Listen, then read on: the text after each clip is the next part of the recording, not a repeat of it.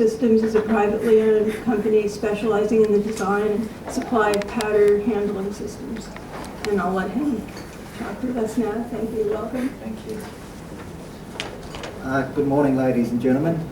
Firstly, I'd like to thank the Perlite Institute for inviting Cottons Bulk Systems to do this presentation here today. Probably most of you here don't know who Cottons Bulk Systems are, probably apart from the Australian and New Zealanders. So I'll do a brief introduction of the company and then we'll move on to some powder handling equipment that we do for lightweight powders. Cottons Bulk Systems was founded in 1988 and is a fully owned Australian engineering company. Head office and manufacturing is based in Melbourne, and we had a growth from 3 people in 1988 to 40 plus today.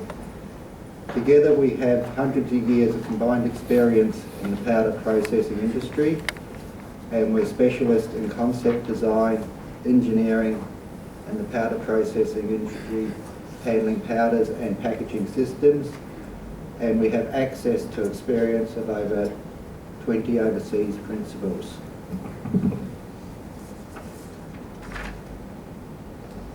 The company is broken up into 3 divisions. The powder handling, which is 50% of our turnover, which is a combination of in-house custom designed equipment and hand-picked imported products. The vacuum assisted lifting, we import from Tawi in Sweden. It is ideal for lifting bags and other products using vacuum lifting technology. We also design specialist in-house pickup feet for a standard range of lifters. And the final part of the business is the other 25% of the turnover, which is the packaging equipment, and we are integrators from imported equipment of bagging, palletizing and wrapping equipment. From intake to packaging, this gives you an indication of what we do, basically from everything that comes into our plant, processing it and then putting it out the door at the other end. As system integrators, we need to have access and design to a full range of equipment. Most of our systems are project-specific designed and engineered, selecting from core equipment and then integrated, tested to meet our clients' needs. We do from small machine sales to full greenfield turnkey systems. As part of a product range for handling powders, we select from varying items. This includes sack filling, emptying and handling systems, bulk bag filling, unloading and conditioning systems, and also the intermediate bulk handling storage systems. Conveying and processing. A large part of our business is conveying product from one point to another, and we use pneumatic and mechanical conveying for that. We do container unloading using our suck and blow technology for powders. We have metering, batching and mixing plants, lump breaking and screening systems. Also, to integrate the systems, we have valves and components, inclusive of butterfly valves, rotary valves, filters for dust-free operation and fluidizers for product promotion. And as previously mentioned, the bagging and palletizing and vacuum lifting equipment. We'll now look at some core equipment used in handling lightweight powders. First up is the bulk bag unloaders. And just to give you some brief history and facts on bulk bags. Bulk bags have been around since the 1940s and were initially used in the rubber industry for handling carbon black. Originally they were manufactured from PVC rubber but in the 1960s their construction changed to woven polypropylene, which we're familiar with today. In the 1970s, they came into their own, transporting large quantities of cement from Europe to the Middle East, mainly for the use in the expansion of the oil industries. Today, a growing figure of over 250 million tonnes of product is handled around the world in bulk bags. Bulk bags are also known as FIBCs, Flexible Intermediate Bulk Containers, big bags in Europe and super sacks in the USA. They can be up to 3 cubic metres in size and holding up to 3 tonne of product. The challenges we face in emptying bulk bags. The bag variation. There is a never-ending variety of bulk bags in the marketplace, and especially as more bags are being produced and supplied from cheaper overseas manufacturers. There is no such thing as a standard bulk bag. Poor bulk bag choice. Bulk bags are often chosen on their price and without consideration to whether the product will actually come out. This is often considered as someone else's problem, especially with overseas suppliers. And material characteristics changing. During transport, many materials will consolidate due to truck vibration, double stacking in containers, and or if hydroscopic, they will take on moisture from the atmosphere and forming cake and crusts. Many sodium-based products suffer with crusts being formed, and this is minimised by the use of liners. In worst case scenarios, bulk bag preconditioners are required. Bulk bag unloaded designs. There's a large number for varying products. Just to give you an indication, we start from a very simple one here, which is free-flowing granular products, which is what we love because there's no problem in getting the product out of the bag. Simple static, open the spout there and create product flow.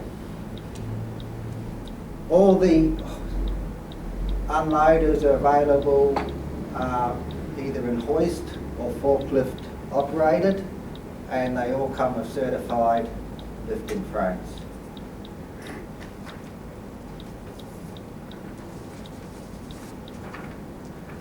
Next one here is for easy to medium flow powders. We have hopper vibration, dust suppression membrane, and access to the spout on the side here. And the other one is for all materials, which is for single spout bags. For no single trip bag, with no spout on the bottom. We just lower the bag onto a static set of knives, and that once its bottom of the bag's pierced, the product flow is created.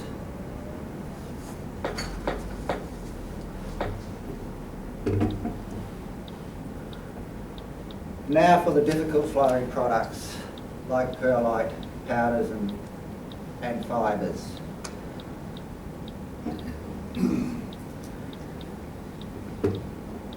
And this is for multi-trip bags. The spout is tied to a telescopic clamp to provide a seal connection and dust management. In this operation, bag dimensions are critical. Flow promotion is activated by side massages, hopper vibration, and static bridge breakers located in the hopper. In fact, this model was developed based on the issues we had of handling perlite.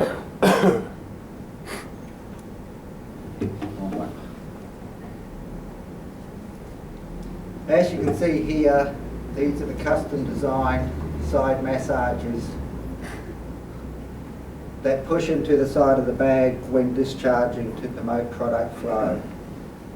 They can either be manually activated by the operator when required, or through a PLC and automatically actuated on timers. The hopper has a vibratory motor which is activated during the discharge process, and access to the downspout is through the access door in the module with safety interlocking for operator safety.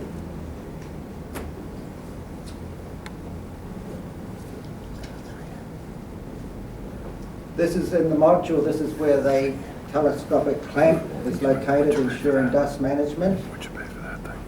And above the telescopic clamp, once there is what we call a flow stop, which is a boomerang type pneumatic arrangement on both sides. These clamps are closed prior to sealing the bag and untying the bag, preventing product flow. Once the bag is secure in place, the clamps are released and product flow commences. Oh, right, that's right. The flow stop can also be used for when the bag is emptying and retying the bag and removing, preventing dust escaping. It can also be used to tie off partially empty bags, but relies on product flow beneath, as it will not cut through a static flow of material.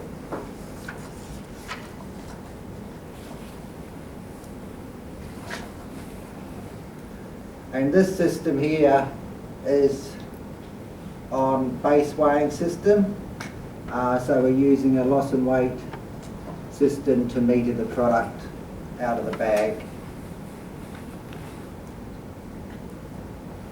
And the auger here is feeding an aeromechanical conveyor to a mix tank.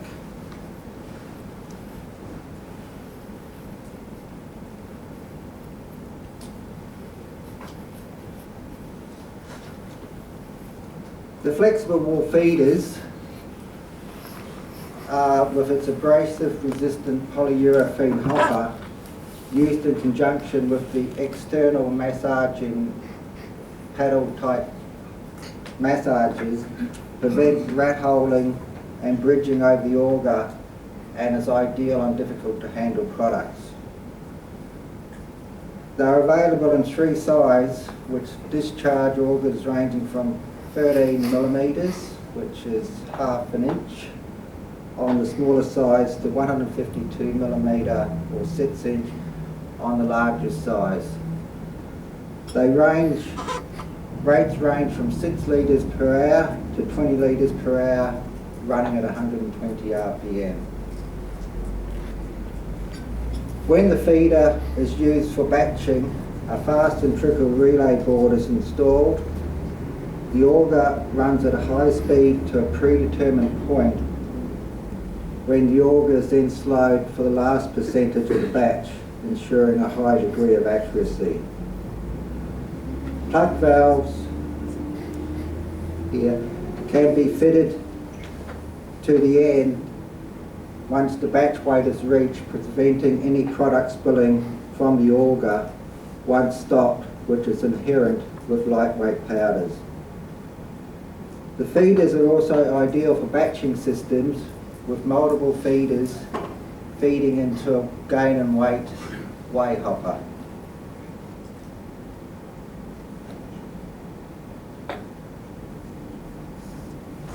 The aeromechanical conveyors, also known here as flowbayers, are tubular construction, and they have a wire rope disc with evenly spaced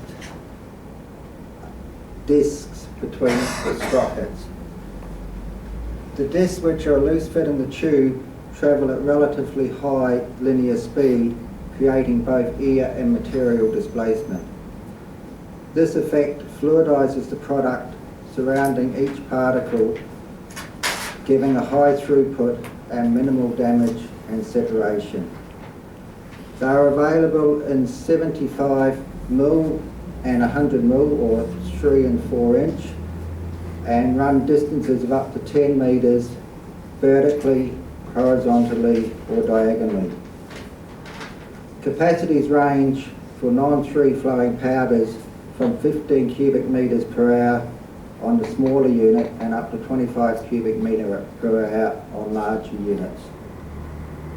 Aeromechanical conveyors convey perlite very well, but perlite is surprisingly very abrasive. So aeromechanical conveyors are only good for short batch type runs on perlite. For continuous use or where longer distances and factory congestion is apparent, we would use pneumatic conveying.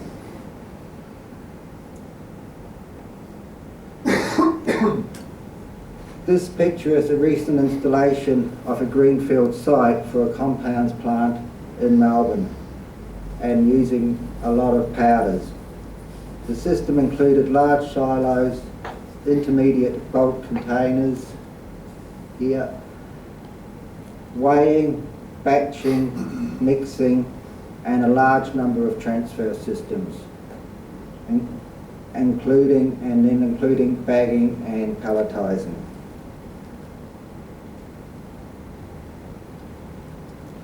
As part of the system was a bulk bag unloader for perlite.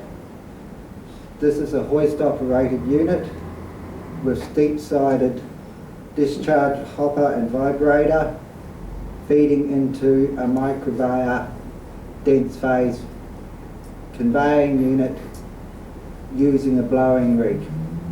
The system was conveying at 2 tonne per hour for a distance of 25 metres. It had an integral dust filter, or alternatively, if plant dust extraction is available, it can be used.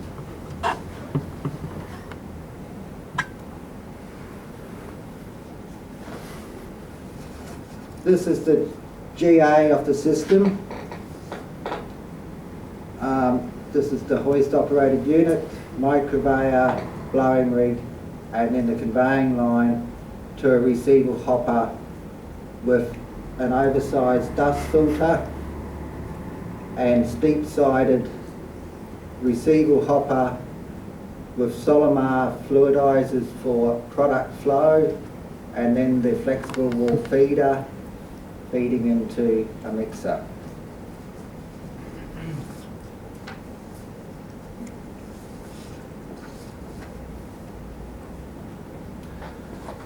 The Solimar fluidizers, which are manufactured in the USA and we are their representative here, are relatively cheap and easy to install and work extremely well on lightweight powders for promoting product flow whilst using plant air. It removes the use of the traditional rubber hammer or whatever the operator can get their hands on to bash the heck out of the hopper to get the products flowing.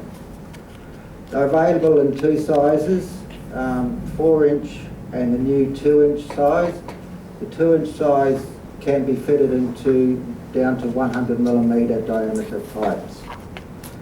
They also are available in temperatures for high product temperatures of up to 230 degrees or 450 degrees Fahrenheit, and they also have metal detectable units.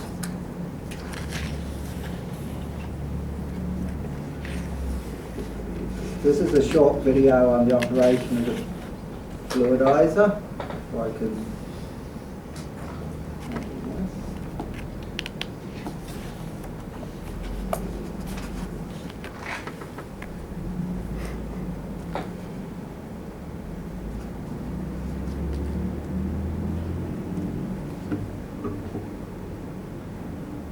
Okay, so once the air is turned on, the air is released between the disc and the hopper.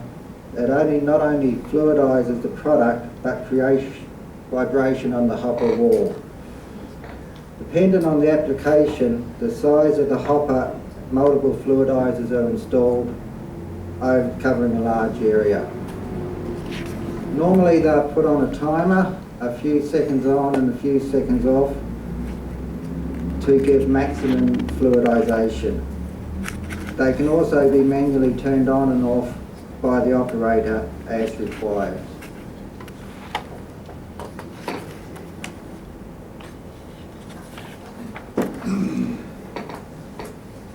now we've got the products out of the bag, we need to get them back into the bags. I'll show you a short video of the bulk bag filling station and highlight some points during Wise playing.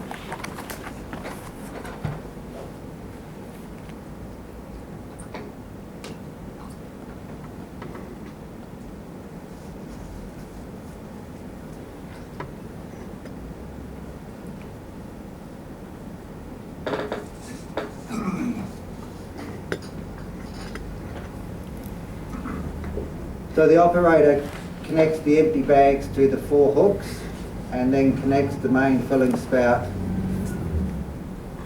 to the telescopic filling chute. The system has a split filling rear head which brings the hooks closer to the operator for ease of placement. The filling head has a twin tube, the inner tube for product and the outer tube for removing displaced air and dust management. As with the bulk bag unloaders, an integral dust collector can be used or plant extraction is available. The inflatable seal is used on the bag filling spout to create a dust-tight seal. Once filling has commenced to a certain point, the bag is vibrated with the lift and vibrate table. This can be predetermined during the filling time depending on the characteristics of the product. The vibration is designed to defluidize the product, ensuring maximum efficiency of the system. The table is now lowered and the completion of the bag filling is achieved.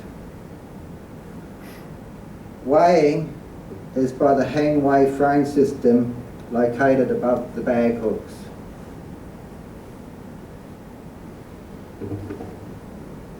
Once pre-filled, the air is now evacuated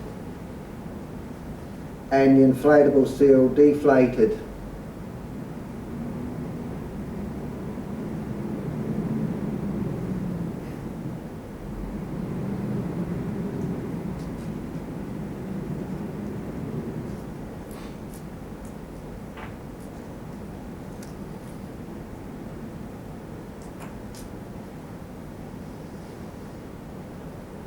And the operator now ties the top of the bag off.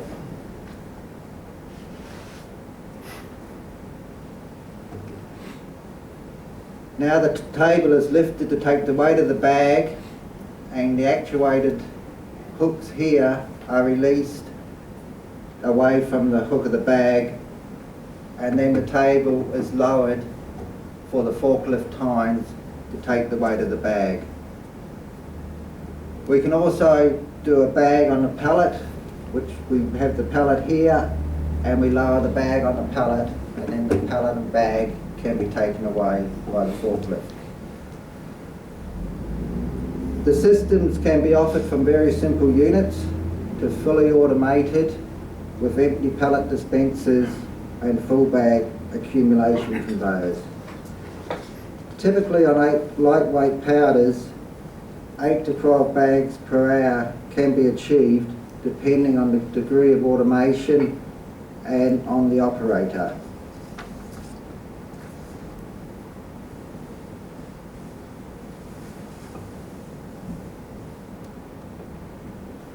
Pneumatic conveying. There are 3 main types of pneumatic conveying. There's vacuum conveying, lean phase conveying and dense phase conveying. And Perlite handles well on all the above 3 mentioned conveying medias.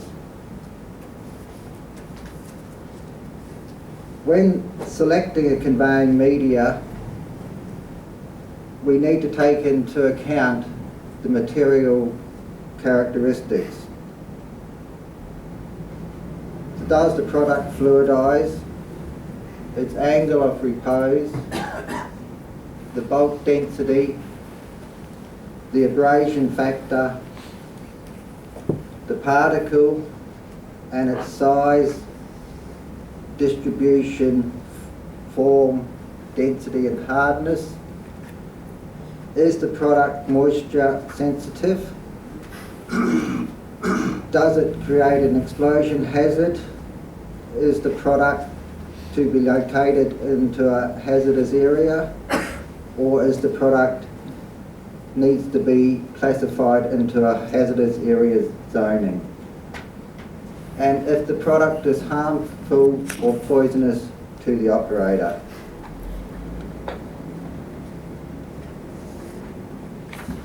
We also need to take into account the capacity at which we're conveying, how the product is being fed into the system, whether it's from silos, sacks, bulk bag unloaders, etc. Is the process continuous or intermittent runs? The conveying distance, the conveying route, the distance vertically, horizontally, and the number of beds. The number of beds should always be aimed to be kept at a minimum as it increases the power consumption by a large percentage. Also the receival vessel, what it has been blown into, whether it's a silo, a small hopper, and what we need to take into account in that area. Vacuum conveying is typically made up of a system like this, with the vacuum pump, the bottom valve, inlet receiver, the conveying piping, the feed station, the filter, the air supply tanks, and of course the control system. Typically with vacuum conveying, we have a small receival vessel here. The product is vacuumed up in a small batch, normally on a timer, until this hopper here is filled. The valve is then opened and that amount of product is discharged. Once discharged, we start vacuuming up the next batch. With vacuum conveying, materials can be sucked from several points, but normally to only one receiving point. They have low power consumption, and but they have a lower capacity also due to the utilisation of atmospheric pressure. They have limited conveying distances and are normally used on intermittent operation.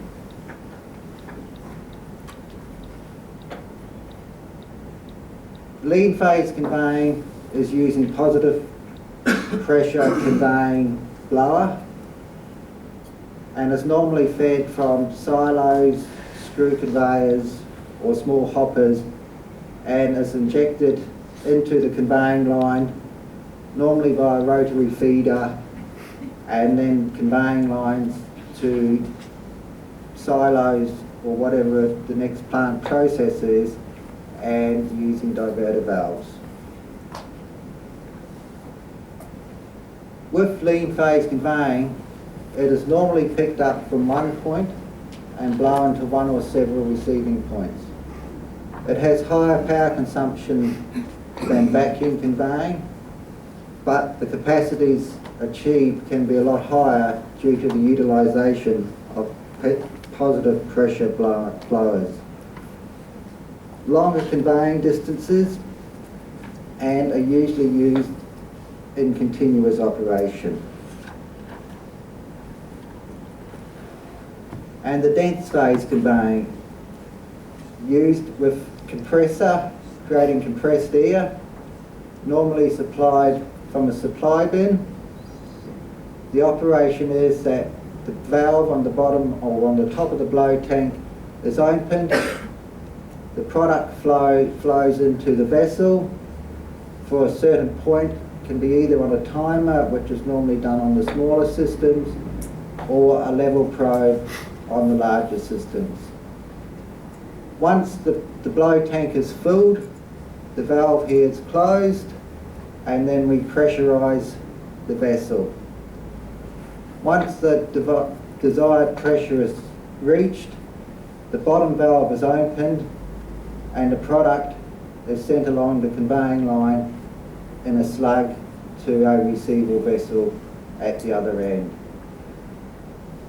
When the pressure drops down, back down in the vessel to a predetermined point,